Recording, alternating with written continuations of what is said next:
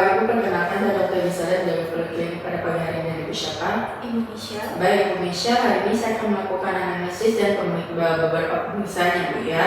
Sebelumnya Ibu Misha boleh memperkenalkan diri dulu, datang dengan anaknya, nama siapa? Oke, namanya Michael. Oke, Michael, tinggal di mana? Tinggal di Citralaya. Citralaya Bu ya. Kalau boleh tahu datangnya dengan keluhan apa ya Bu ya? Anaknya ini beberapa hari ini diare sih dok. Kalau boleh tahu umurnya berapa? Umurnya sekarang 5 tahunan. Baik, jadi anaknya tuh anak laki-laki 5 tahun dan keluhan diare Bu ya. Di sini kalau boleh tahu sejak kapan keluhan diarenya? Sejak 2 minggu lalu dok, dan semakin memberat. Semakin memberat ya Bu ya. Kemudian boleh tahu sejak 2 minggu lalu itu disebabkan karena apa? Apakah ada faktor pemicunya? Kalau menurut saya sih kayaknya kurang cocok sama susunya ya. Kalau boleh tahu dikasih susu apa? Saya kasih susu formula yang kemarin viral sih dok.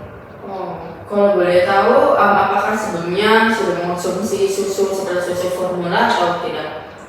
Sebelumnya juga konsumsi tapi kayak ganti merek gitu sih dok. Apakah ada faktor yang mereda dari kondisinya? Faktor pereda? Kayaknya nggak ada sih dok, belum tahu. Belum tahu ya Bu ya. Apakah sebelumnya pernah mengalami hal yang sama, diare? Belum pernah. Keluhan penyerta? Keluhan penyertanya nggak ada sih dok. Tidak ada ya. Dari pasien sendiri apakah memiliki riwayat alergi? Nggak ada sih dok. Sebelumnya apakah sudah pernah operasi atau ada riwayat infeksi? Nggak ada. Tidak ada ya. Baik, kemudian saya akan menanya pada Ibu untuk mengenai riwayat kehamilan dan kelahiran. Untuk usia kehamilan hingga lahiran dari pasien, apakah normal? Normal dok. Tidak ada komplikasi ya Bu ya? Tidak ada. Untuk berat lahirnya di kisaran berapa? 2.800. 2.800. Oke, baik. Kemudian dari riwayat tumbuh kembang anak sendiri, apakah ada gangguan baik di motorik, bahasa maupun sosialnya? Nggak ada dok. Masih Nggak ada. normal sesuai usia. Oke, baik. Kemudian dari riwayat nutrisinya, apakah pasien diberikan ASI eksklusif? Iya, diberikan sampai 2 tahun. Baik. Kemudian untuk empasi sama pola makannya gimana? Empasinya sesuai rekomendasi dari bidan sih dok. Jadi harusnya oke. Oke, baik. Kemudian dari imunisasi pasien sendiri, apakah sudah lengkap dan Sudah. sesuai? Sudah. Baik, Bu. Lingkungannya sendiri, apakah pasien seperti terpapar asap rokok atau ada hewan peliharaan di sekitar? Nggak ada. Untuk sanitasi dan ventilasinya baik ya? Baik. Oke, baik Bu. Analisisnya telah selesai. Saya akan melanjutkan ke pemeriksaan fisik ya Bu ya. Iya. Baik Dek, sini aku akan melakukan pemeriksaan dulu ya untuk kamu. Pemeriksaan antropometri dulu ya Bu Dek ya. Kemudian aku akan melakukan pengukuran tekanan dada ya Dek ya.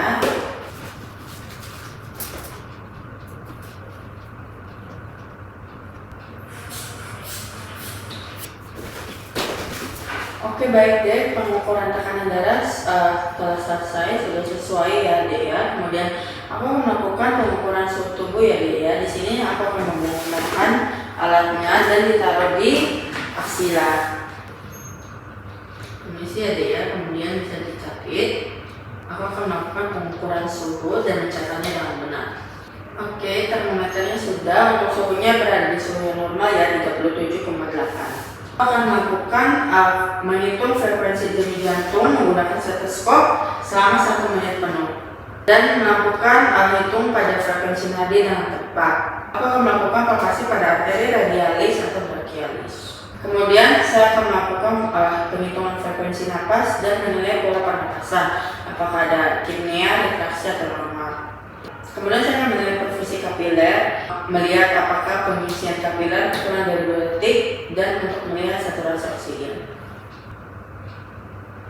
Oke, baik, selanjutnya saya akan melakukan pemeriksaan head to toe. Pertama dari wajah, saya akan melihat apakah wajahnya simetris. Pada bayi biasanya tuh terlihat asimetris karena posisi bayi di intrauterin. Kemudian saya akan melihat apakah ada kelainan wajah yang khas seperti Down syndrome. Kemudian saya akan memeriksa warna kulit.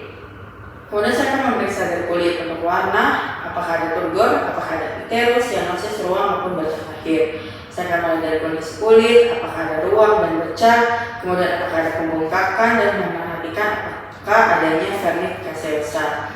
Kemudian saya akan memeriksa kepala untuk melihat inspeksi dari bentuk, ukuran fontanel, sutura molding kaput subsedaneum maupun hematoma sefal. Saya akan melihat apakah adanya kelainan kongenital seperti anosefali, apakah ada mikrosefali, hidrosefali, dan sebagainya. Kemudian saya akan melihat apakah ada trauma kelahiran, misalnya dari kaput subsedaneum, sefalematoma, pada atau fraktur tulang tengkorak. Kemudian saya akan memeriksa mata untuk melihat posisi refleks saya pada infeksi, leukoporia, hemoragi retina. Saya akan memeriksa jumlah posisi pada letak mata untuk memeriksa refleks saya dan tanda infeksi. Kemudian saya akan periksa apakah ada strabismus, yaitu koordinasi mata yang belum sempurna. Saya akan memeriksa apakah ada katarak yang ditandai dengan pupil berwarna putih. Kemudian saya akan memeriksa apakah ada sekret pada mata, konjungtivitis maupun kuman oleh gonocockus. Dan di sini pemeriksaan mata saya lakukannya. Oke, baik, selanjutnya saya akan melakukan pemeriksaan pada telinga untuk melihat posisi bentuk sekret refleks suara dan sinus preaurikular. Saya akan memeriksa dan memastikan jumlahnya, bentuk dan posisinya. Kemudian saya akan periksa apakah ada sekret refleks suara dan sinus preaurikular. Kemudian saya akan memakai hidung, tensi, sekret, atresia sequana, pernapasan cuping hidung maupun defisiasi septum. Di sini saya akan melihat anak akan bernapas dengan hidung. Jika melalui mulut, harus diperhatikan kemungkinan adanya obstruksi jalan napas karena atresia sequana bilateral yang merupakan kelainan kongenital karena tertutupnya satu atau kedua posterior tulang hidung maupun fraktur tulang hidung. Kemudian saya akan memeriksa adanya sekret yang terkadang berdarah. Di sini memungkinkan pemeriksaan sifilis kongenital. Kemudian saya periksa apakah adanya pernapasan cuping hidung. Jika cuping hidung mengembang menunjukkan adanya gangguan pernapasan. Kemudian saya akan memeriksa dari mulut apakah ada bunyi sumbing, palatum, kemudian refleks isap, diasis maupun makroglosia. Di sini saya akan memperhatikan bentuk anak, bibir berbentuk dan simetris ya. Kemudian akan memeriksa adanya labios kiskis, adanya labi palatokis. Kemudian saya akan memperhatikan adanya bercak putih pada gusi maupun palatum dan memperhatikan refleks isap apakah ada makroglosia pada lidah. Kemudian saya akan melakukan pemeriksaan di dada untuk melihat inspeksi perkusi papasan auskultasi, untuk melihat ekspansi paru, bunyi napas tambahan maupun bising jantung. Di sini inspeksi saya akan melihat asimetrisan gerakan dada saat bernapas, frekuensi dan pola napas, penggunaan otot alat bantu napas. Apabila pernafasannya normal berada di 40 hingga 60 kali per menit. Saya akan memeriksa apakah adanya pulsasi prekordial pada dinding dada. Selanjutnya palpasi dilakukan pada dinding dada untuk menilai simetris ekspansi paru, mendeteksi fremitus taktil atau nyeri tekan pada dinding dada. Kemudian saya akan melakukan palpasi jantung untuk menilai adanya trill atau pulsasi. Trill sering ditemukan pada murmur, derajat 4 atau lebih. Kemudian saya akan memeriksa perkusi. Di sini saya lakukan pada seluruh lapangan paru. Normal akan menghasilkan suara resonans atau sonor. Kemudian saya akan melakukan perkusi pada batas jantung untuk menilai adanya kardiomegali. Kemudian saya akan melakukan pemeriksaan auskultasi. Di sini saya akan memeriksa suara napas menggunakan stetoskop untuk mengevaluasi kualitas ventilasi dan gangguan restriktif atau obstruktif.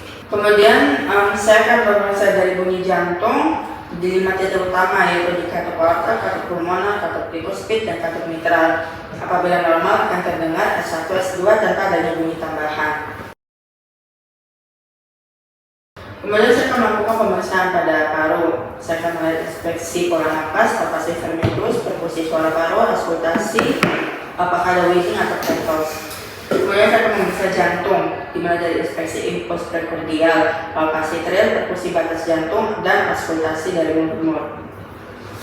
Kemudian saya akan memeriksa abdomen, mulai dari inspeksi distensia, auskultasi bising usus, perkusi massa, maupun palpasi hepatolier. Di sini inspeksi saya akan memeriksa bentuk abdomen, di mana abdomen harus tampak bulat dan bergerak secara bersamaan dan gerakan dada saat bernapas. Kemudian saya akan memeriksa tanda kulit abdomen, apakah terdapat iterus, striate, nilai tali pusat bayi, apakah tampak segar atau layu, dan melihat apakah adanya tanda pendarahan.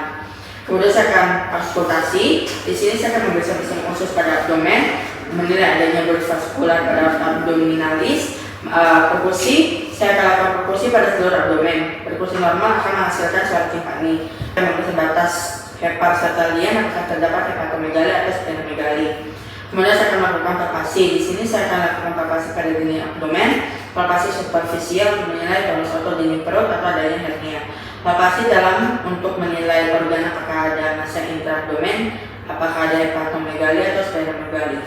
Kemudian saya akan memeriksa genitalia eksternal dari pasien. Untuk pada laki-laki saya akan melihat apakah ada testosteron, hidrokokal, hipospadia, dan pada perempuan saya akan melihat apakah kliktoromegali maupun melihat inspeksi pada labia majora. Kemudian saya akan memeriksa anus. Saya akan memeriksa dari posisi patensi fistula refleks anal, ada stenosis atau atresia. Saya akan melihat apakah ada kelainan dan juga secara umum mekonium secara umum keluar pada 24 jam pertama. Jika sampai 48 jam belum keluar, kemungkinan adanya mekonium plak sindrom, megakolon atau obstruksi saluran pencernaan. Kemudian saya akan memeriksa tulang belakang, mulai dari kelengkungan, spina bifida, lipoma lesung, sakral, dan tanda neurologis. Di sini saya akan melihat dengan cara memberikan bayi, palpasi, apakah adanya tanda-tanda abnormalitas seperti spina bifida, pembengkakan, lesung, atau bercak kecil berambut yang dapat menunjukkan adanya abnormalitas. Kemudian saya akan memeriksa ekstremitas mulai dari panjang, simetri, polidaktil, refleks fisiologis, dan keterbatasan gerak. Saya akan memeriksa apakah simetris tungkai dari kaki, kemudian panjang kedua kaki, dan meluruskan keduanya dan membandingkan. Kedua tungkai dapat bergerak bebas. Kurang gerakan berkaitan dengan adanya trauma, misalnya fraktur maupun kerusakan neurologis. Kemudian saya akan periksa apakah adanya polidaktil atau sindaktili pada jari kaki. Kemudian saya akan melakukan pelaporan dan diskusi. Saya telah mencatat hasil dari analisis dan pemeriksaan fisik dengan sistematis dan detail. Kemudian saya akan menjelaskan hasil pemeriksaan kepada orang tua dan membahas dengan bahasa yang jelas dan edukatif. Bu, pada pasien anaknya yaitu masalah pada sistem pencernaannya, terutama pada saat menerima susu yang baru dikonsumsi 2 minggu lalu. Oleh karena itu, solusi yang dapat saya berikan adalah mengganti kembali susu yang telah dikonsumsi dengan susu lama maupun diganti ke susu yang lebih baik. Kemudian ibu bisa kembali lagi apabila dalam beberapa waktu kondisi dari pasien tidak membaik. Saya telah mendokumentasi pemeriksaan di rekam medis dan dengan lengkap. Oke, baik Bu, apakah ada pertanyaan? Terima kasih Bu.